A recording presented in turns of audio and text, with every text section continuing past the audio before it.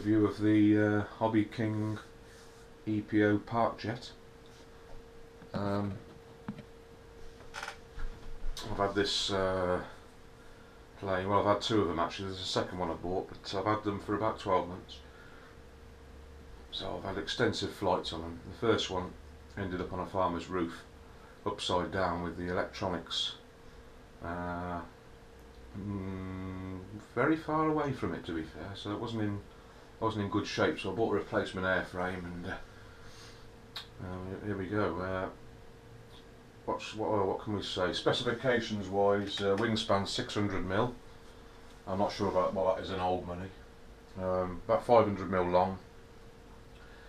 Weight, suggested weight is 140 grams, but this is way heavier than that. It's some upgraded parts and bits and pieces, and with the glue and all that kind of jollop. Recommended ESC, or you can buy it in a kit form, which I did, or you can buy it plug and play. The recommended ESC is a 20 amp, which I am running a 20 amp with a 5x5 prop, a 3000 kV outrunner, a little 2730 Hextronic one, which is ridiculously powerful. And you can run these on anything from a 2S 400 up to I have had a 3S 1000 in this, and it's, well, shit off a shovel springs to mind, to be quite honest with you. Really fast. The servos, just little 5 gram servos there, just two of them. Elevon mixing there. Obviously you can buy a little mixer if you haven't got a computer radio to mix the Elevons together. And the first one I bought of these, I just set it up very mildly, not with this motor, with a very lightweight, slow motor and a 2S, just to get the feel of it, and it was great.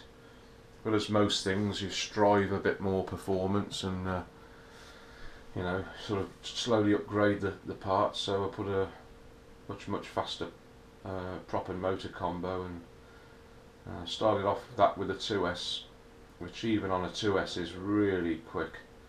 And when you put a 3S in it, it is absolutely ridiculous. I mean, the size of it, if you stay in orientation, you're okay.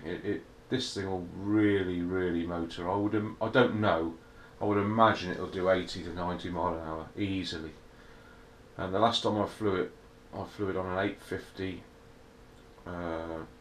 milliamp hour 3S nanotech high discharge, and it was ferocious. It was absolutely ridiculous. But when you get them trimmed out and you get them settled down, the flight envelope's excellent on it. It slows down. You could catch this. It slows down that much. You know, if it was really squirmy and squirrely, and you couldn't land the bloody thing unless you had power, it'd be a nightmare. But the fact that you can slow it right down is a real bonus. It's got the hand launch holes there, but to be honest with you, they're so slippy when you're trying to launch it, and it's a really difficult model to launch actually, unless you're used to it, because you've got to get if you put too much throttle on, you get horrendous torque roll and it rolls over. So I'll just give it about a third throttle, nice straight firm chuck, and then hope for the best really. But I have put on here a couple of nail files, believe it or not, and it gives you a nice grip when you're throwing it. I'll put these stripes on just for orientation, because it's an absolute bugger. It really is. You can be upside down and about 300 yards away in no time at all. The stock motor mount there is it's either carbon fibre or glass fibre, I can't really tell, but it's okay if you strengthen it up a lot, and you've got to beef it up. Glue it right in there and then hot glue over the top of that, and it's been good. Kev's got the same plane as me, and he's had a bit of trouble with this, keeping it from coming loose and stuff like that. But Yeah, it's been pretty good. Canopy. Mine's just held on. I've got the usual magnets, but I've got Velcro as well, because basically if you have a bit of a nose in, which I've had a couple of times, it just distorts all this front end, and then the canopy doesn't fit very well, as you can see there. So I'll just keep it held down with a bit of Velcro, and that's it. Yeah, but the most important thing with this plane is CG.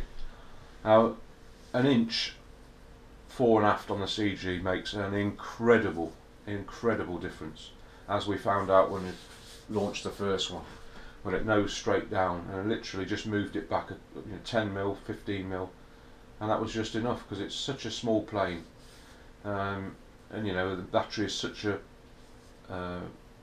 large makeup of the weight of the plane, and it makes a huge difference. So when you've got it exactly where you want it and trimmed out, mark it for whatever battery you're using. So I've got there markings for 2S batteries, 3S batteries, and different sizes, and because the trim change will be massive if you start messing about with different batteries and things like that.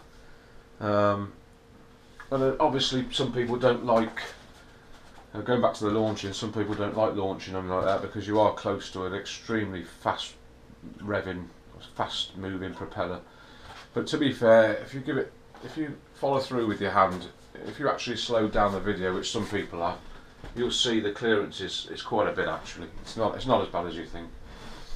And it's a great little model for what they cost. It's very, very, very cheap. The kit form, they're about a tenner, something ridiculous like that, plus your shipping. If you buy the plug and play version, which is all ready to go, it's only about 35–40 quid. And for that, what fun you get out of it is phenomenal. But like I said, it's a very, very fast machine, and if you can't stay orientated with it, you're going to be in some serious trouble, which I have before. Lost orientation and flown it into the sun, and it's just game over then. It's such a small model, and it's so precise when you're flying, and it will not self-right. If you put it in that angle, in that attitude there, it will stay there till it hits the floor. So you have to I would who can fly this? That's a tricky one, that is. You have to have a fair bit of experience, I think, really, to fly this properly without constantly nosing it in and constantly stuffing it in the ground. Once it's up in the air, it's not that bad. It's no worse than a flying wing or something like that. Obviously the size of it is a bit smaller, but it's got to be an intermediate plane, really, I would say, at least, if you want to fly it how it's supposed to be. Battery wise, I'll be honest, I would probably stick to a 2-cell, unless you're a real speed freak. If you just want to fly it around at decent speed, because it'll probably do 60 mile an hour on a 2S, which is pretty fast for an RC plane. And you'll see for yourself, if you get yourself into trouble at 60 mile an hour, it's pretty quick. I would say it's probably the best combo, to be honest, because you keep the weight down. It'll be very, very fast. It'll be very floaty. I would say probably about a 500 to 600 milliamp hour 2-cell would be about the best. Like I say, if you do want some serious speed, then go with the 3-cell. Now, I've stuck with the 5x5 sport prop on this, which has been balanced and all that kind of stuff, so it runs pretty nice actually. And I remember the first time I tried this on a 3S, well, oh dear, oh dear, oh dear, oh dear. It was quite an experience, really. I've never had anything anywhere near that speed.